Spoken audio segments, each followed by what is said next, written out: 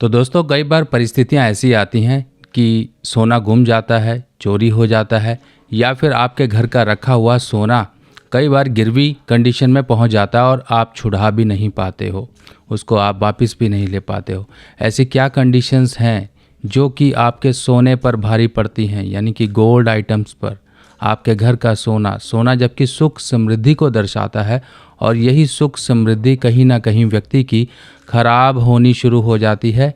कारण क्या होते हैं? क्या इनके निवारण होते हैं? क्या ऐसे लक्षण होते हैं कि आप अपने ग्रहों को पहचान सके कि ये ग्रह खराब हो रहा है जिस वजह से मेरे घर का सोना टिकता नहीं है या बर्बाद हो जाता है या चोरी हो जाता है, गुम हो जाता है, कुछ भी कंडीशंस हैं। तो नमस्कार दोस्तों, मैं सुभाष शर्मा चंडीगढ़ से लाल किताब के ज्ञान में आपका स्वागत करता हूं। दोस्तों, हम जैसा कि जानते हैं कि प्रत्येक वस्तु, कोई ना कोई वस्तु, चाहे वो निर्जीव है चाहे वो जीवित है, किसी न किसी ग्रह से संबंध रखती है। तभी हमारे ऊपर इन चीज़ों का असर आता है। कोई लक्षण हमको मिलते हैं कि मान लीजिए हमारे सोने के कहीं ना कहीं जो गोल्ड आइटम्स हैं, अगर मान लीजिए आपके गुम जाते हो, खो जाते हो या चोरी हो जाते हो, आप घर में रखते हो संभाल कर, फिर वो एक टाइम ऐसा आता है कि आपको मिलते नहीं हैं। हो सकता है आपने कहीं गलत जगह रख दिया, आपको ध्यान नहीं है, समय पर वो चीज़ मिली नहीं, या फिर आपके कभी कान का खो गया, कभी नाक का खो गया, या फिर कभी आपकी अंगूठी खो गई। कुछ भी ऐसी चीज़ें अगर होती हैं तब हमको थोड़ा सा सतर्क हो जाना चाहिए, क्योंकि ये सब लक्षण हैं। ये लक्षण हैं आपके खराब बृहस्पति के।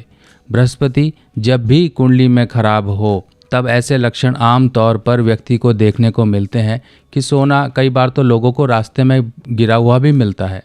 सोना मिलना या खोना, देखिए दोनों कंडीशंस हैं। अगर व्यक्ति सोचता है कि मुझे सोना मिल गया तो वो खुश हो जाए, ऐसा नहीं है। अगर उसका सोना खो गया है और वो सोचे कि कोई बात नहीं, तो ये भी गलत है। तो इन दोनों कंडीशंस को ध्यान रखते हुए हमें चलना है।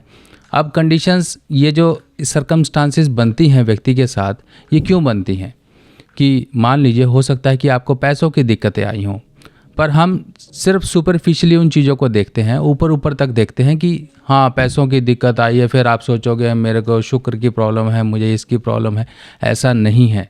आपको जिस चीज़ से रिलेटेड प्रॉब्लम आई है, कम से कम उस चीज़ को पर्टिकुलरली पिन पॉइंट करना है आपको। मान लीजिए जैसे कि हम कहते हैं कि दांत हमारे बुद्ध का कारक हैं, तो मान लीजिए आपको दांत की कहीं से कोई दिक्कत आ गई, तब आप सीधा यही सोचोगे ना कि ये आपके बुध संबंधित प्रॉब्लम आ रही है। इसी तरीके से जब बृहस्पति की प्रॉब्लम है, बृहस्पति की अब प्रॉब्लम अगर हम इसको और डीप जाकर देखें तो बहुत सारी चीज़ें एक्सप्लोर करने को मिल जाती हैं। बहुत सारी चीज़ों के कारण पता लग जाते हैं। कारण हो सकता है पितृ ऋण हो सकता है कि बृहस्पति के घर में 2, 5, 9, 12 में कहीं ना कहीं कोई ऐसा दुश्मन बैठा हो जो उस चीज़ों से उसकी हानि कर रहा हो सकता है कि पैसा चुराने वाली घर की मेड हो सकता है पैसा चुराने वाला घर का खुद का बच्चा हो, या खुद के आपके पति हो, या फिर कोई भी हो जिन पर आप शक ही नहीं कर सकते। हो सकता है आपके पैसा चुराने वाला, ये जो सोना, जो चीज़ें हैं इनको गायब करने वाला घर का ही मेंबर हो।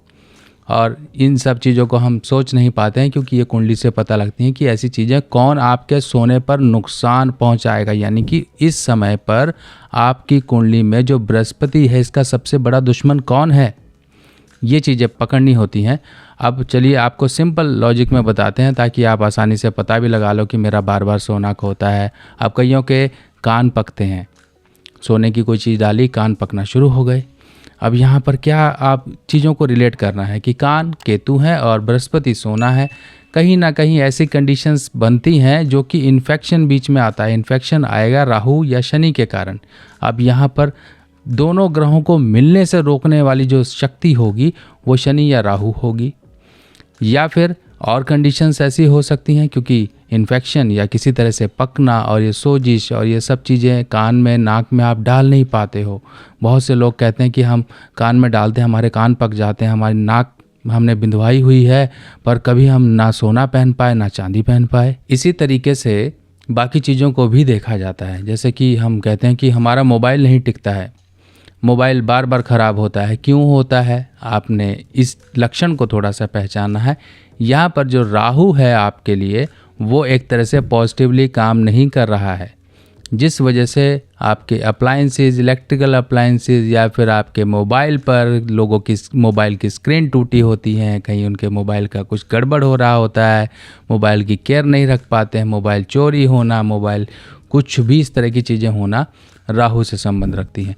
अब बृहस्पति को हम थोड़ा सा और ज़्यादा एक्सप्लोर कर लें तो और चीज़ें आपके सामने आएंगी। मान लीजिए आपके बृहस्पति कहीं से खराबी पा रहे हैं, तब ऐसे केस में व्यक्ति के एक तो एजुकेशन पे कहीं पे प्रॉब्लम आएगी, घर में केतु कहीं ना कहीं खराब होगा। केतु क्यों खराब होगा? क्योंकि बृहस्पति और केतु अब दोनों के दोनों जुदा जुदा अलग अलग कंडीशंस में काम कर रहे हैं, जिस वजह से अब देखिए ज़रूरी नहीं कि औलाद यानी कि बच्चे पर संकट ही आए। हो सकता है वो बच्चा पूरी कोशिश करता हो पढ़ाई लिखाई की, पर वो पढ़ लिख नहीं पा रहा है, उसको परेशान है, मेंटली परेशान है। हो सकता है कि वो स्कूल कॉलेज जाता हो पर वो चीज़ें अचीव नहीं कर पा रहा जो वो करना चाहता है। कहीं ना कहीं उसके जीवन में एक नेगेटिव फोर्सेस काम कर रही हैं जो उसके बढ़ते कदमों को रोकती हैं, जिस वजह से वो फ्रस्ट्रेटेड और परेशान झुंझलाया सा रहता है बच्चा। कई बार बच्चा गलत संगति में पड़ जाए, तब यहाँ पर क्योंकि देखिए बृहस्पति और केतु का आपसी संबंध है, एक तरफ से अगर आपको ये चीज़ें दिखेंगी तो दूसरी तरफ भी आपको दिखेंगी, तो इन चीज़ों को थोड़ा सा रिलेट करना है। अब हमने ये समझ लिया कि ये बृहस्पति का असर है, जिस वजह से दूसरी कंडीशन आती है कि घर में जो सोना होता है लोगों का टिकता नहीं है। मतलब उन्होंने, हो सकता है उनको बड़े बुजुर्गों ने आशीर्वाद के रूप में दिया, पर उन्होंने संभालने की तो पूरी कोशिश की, पर एक समय ऐसा आता है कि उनके अंदर ही ऐसी इच्छाएं उठती हैं कि इस सोने को उठाओ, ये तो पुराना हो गया है, इसको बदल के नया लेते हैं, नया डिज़ाइन का बनवाते हैं, ये तो हम पहन नहीं पाएंगे, तो आउटडेटेड है, पहनेंगे बाहर तो शर्म आएगी, कैसे पहने, बहुत सी बातें होती हैं। तब आप क्या करते हो, उस आशीर्वाद जो सोना था बड़े बुजुर्गों का उसको उठाकर आप जाकर दूसरा बदलवा लेते हो।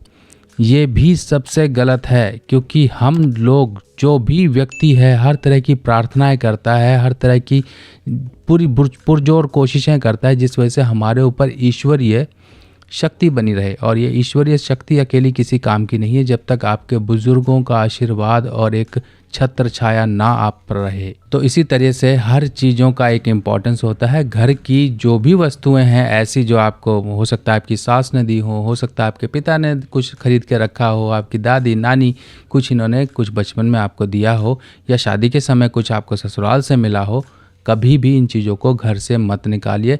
ये समझ लीजिए कि ये आपके जिगर का टुकड़ा है जिसको आपने संभाल के रखना है, क्योंकि यही आपको हर मुसीबतों से बचाने वाली एक तरह से शक्ति होती हैं। पर कंडीशंस क्या आती हैं कि इंसान जब कुछ नहीं उसके हाथ में होता है, पैसों की ज़रूरत पड़ती है, तब यही जो पैसा होता है, जो भी गोल्ड की आइटम्स होती हैं, इनको ले जाता है और कहीं गिरवी रख देता है। फिर देखिए क्या होगा कि एक तो व्यक्ति कुछ दिनों में छुड़ा ले तो बहुत अच्छा, पर जिस व्यक्ति को ऐसी आदत ही लग गई हो कि वो घर का सामान बेचना शुरू कर दे, ये सब कुछ करना शुरू कर दे, तो ये एक अच्छी आदत नहीं है। मेरे दादाजी हमेशा एक बात बोला करते थे, जो आज मैं आपको बताता हूँ, कि नाली के कीड़े को निकाल कर आप चाहे साफ़ पानी में डाल दो, वो घूम फिर कर गंदी नाली में ही जाएगा। इसी तरीके से कुछ लोगों को ये आदत होती है कि वो करना तो कुछ नहीं चाहते, जो भी पिता बाप दादा ने बनाया मेहनत से, उस सब को बेच मारते हैं, यानी कि उसकी सब की राख कर देते हैं। ये कंडीशंस आती है जब भी बृहस्पति के घरों में कहीं पर दुश्मन बैठ जाएं, जैसे कि या तो शुक्र हो या राहु हो या बुध हो, तब इस केस में ये कंडीशंस आती हैं कि व्यक्ति पिता बाप दादा की जागीरें और संपत्तियों का कहीं पर कोई कदर नहीं करता है और बेचना शुरू कर देता है। कई लोगों को तो नशे की आदत होती है, सिर्फ़ और सिर्फ नशे की ज़रूरत पूरी करने के लिए वो घर की चीज़ें बेचना शुरू कर देते हैं। काम धंधा ना करना, बहुत सी कंडीशंस है। हर एक आदमी ऐसा नहीं है, पर जो हैं वो कर रहे हैं।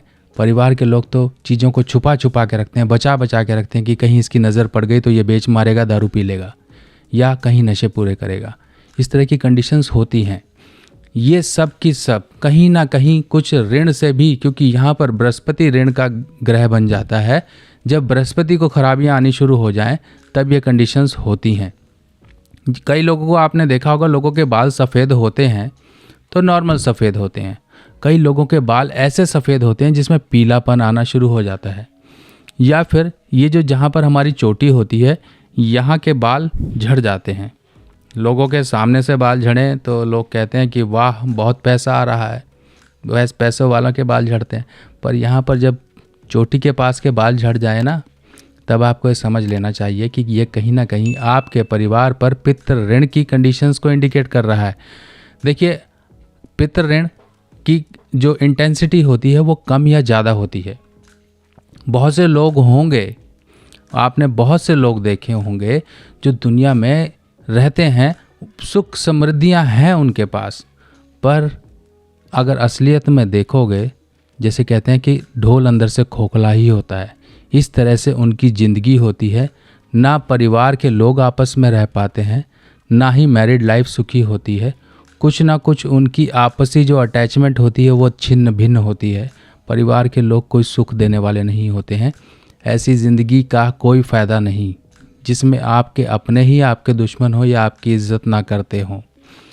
तो ये सब कंडीशंस को हमें देखना है। देखिए, बाकी चीज़ें तो बहुत सी चीज़ें हैं जो कुंडली के अनुसार हम समझते हैं, पर यहाँ पर मैं आपको कुछ जनरल इंडिकेशंस और कुछ छोटे छोटे उपाय बता दूंगा जिससे कि आप कुछ हालात काबू कर सकते हैं। अब मान लीजिए आपको रास्ते में पड़ा हुआ कहीं पर सोना मिल जाए तो आप बहुत खुश हो गया, वाह आज तो सोना मिल गया। पर ये गलत है।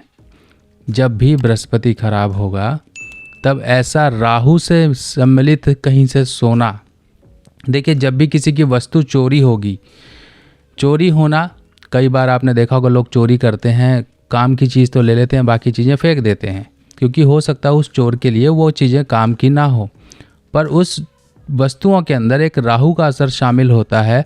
और जब भी वो वस्तु कहीं रास्ते में पड़ी मिलती हैं, गलती से किसी की गुम भी गई या गिर भी गई, तब भी वो राहु से असर वाली मानी जाती है। तो ऐसे सोने को कभी भी घर में नहीं रखना चाहिए, चाहे जितना मर्जी महंगा हो। पता करिए किसका खो गया, नहीं पता लगता तो जाके मंदिर में डोनेट कर दीजिए, दान पात्र में डाल दीजिए या पर्ची कटवा लीजिए, ताकि वहाँ पर भी किसी तरह की कोई धांधली ना हो।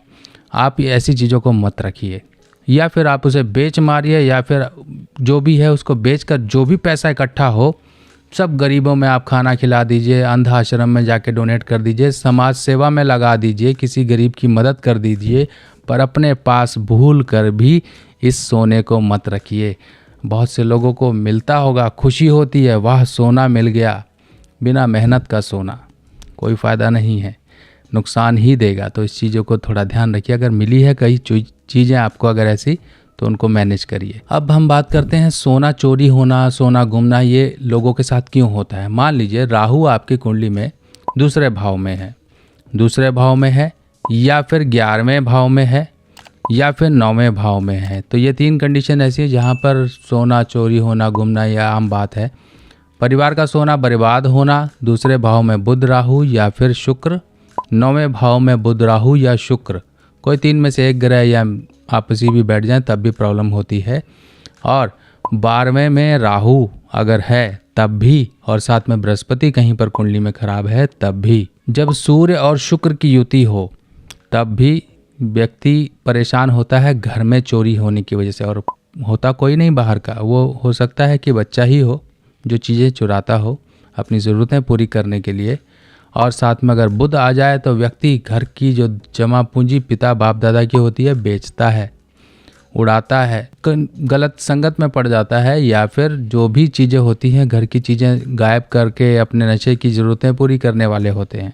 और दूसरी कंडीशन होती है बृहस्पति को लेकर। जब बृहस्पति 6ठे घर में हो, 8वें घर में हो, 10वें घर में हो, तब भी इस केस में व्यक्ति का सोना टिक नहीं पाता है। गोल्ड या पिता की सुख, या पिता को कहीं ना कहीं परेशानियां अपने पेट को लेके, या फिर डाइजेशन को लेके, या डायबिटीज़, बीपी, शुगर, इस तरह की समस्याएं, कुछ धन को लेके समस्याएं जीवन में लगी रहती हैं। दिमाग हमेशा फ्रस्ट्रेटेड रहता है और व्यक्ति हमेशा संतापित और जीवन में धोखे ज़्यादा खाता है। तो ये एक बृहस्पति नेगेटिव होने की निशानियां हैं। लाल किताब की सभी सामग्री अब आप मेरी व्हाट्सएप कैटलॉग पर आसानी से देख सकते हैं और आप अपने एड्रेस पर मंगवा भी सकते हैं। चलिए अब उपाय समझ लेते हैं। उपाय क्या है। पहला उपाय तो ये है कि देखिए, जब भी बृहस्पति के ऐसे लक्षण दिखाई दें तो एक चांदी की डिबिया लीजिए। चांदी की डिबिया में आपने कुछ मात्रा में केसर डालकर, जो केसर सैफरन होती है वो डालकर घर के अलमीरा या लॉकर में पीले कपड़े में या लाल कपड़े में लपेटकर, पीला या लाल कोई भी ऐसे कपड़े में लपेटकर आप गुरुवार के दिन रखें। माथे पर केसर का तिलक लगाते रहें और 43 डेज़ एक बार लगातार लगा लें। चाहे तो उसमें दूध डाल लें, चाहे जल डाल लें, कुछ भी है इस तरह से डालिए। और घर में आपने गौमूत्र का छिड़काव करना है, थोड़ा सा जल मिलाकर ताज़ा, और गौमूत्र अपने घर में छिड़कना शुरू करिए ताकि केतु आपका सही हो। और ये दीवारों पे नहीं छिड़कना है, ज़मीन पर छिड़कना है, इस चीज़ का ध्यान रखना। और दूसरी तरफ आ जाते हैं बुध और राहु के उपाय, क्योंकि ये दुश्मन हैं बृहस्पति की चीज़ों के, तो यहाँ पर इनको शुभ रखना जरूरी है। बुध के उपाय सिंपल होते हैं कि आपको रात को मूंग भिगानी है साबुत और सुबह पक्षियों को डालनी है। एक काम और कर लीजिए, इस मूंग में थोड़ी सी चीनी डाल लें और इसको आप बाहर डालें। पक्षी जो आएंगे वो मूंग खा लेंगे, बची हुई चीनी जो होगी वो चींटियां खाएंगी। तो इससे एक राहु, शनि, बुध इन सब के ही कॉम्बिनेशन में उपाय हो जाते हैं। राहु के लिए सिंपल एक काम करिए। देखिए, लोग कहते हैं कि बर्थडे पर हम क्या करें, तो सिंपल एक काम करिए, आपकी जहाँ पर भी जो ब्लाइंड्स होते हैं उनको खाना दीजिए, या फिर आप ब्लाइंड्स के इंस्टीट्यूशन में जाके साल में एक बार उनको ग्रोसरी आइटम जो राशन होता है, आटा, चावल, दाल, चीनी, कुछ भी मिलाकर ये चीज़ें दे दीजिए, या फिर खाने की वस्तुएं दिया करें। तो दोस्तों ऐसे ही मिलते रहेंगे और जानकारियों के साथ। तब तक के लिए अपने सुभाष भाई को आज्ञा दीजिए। नमस्कार।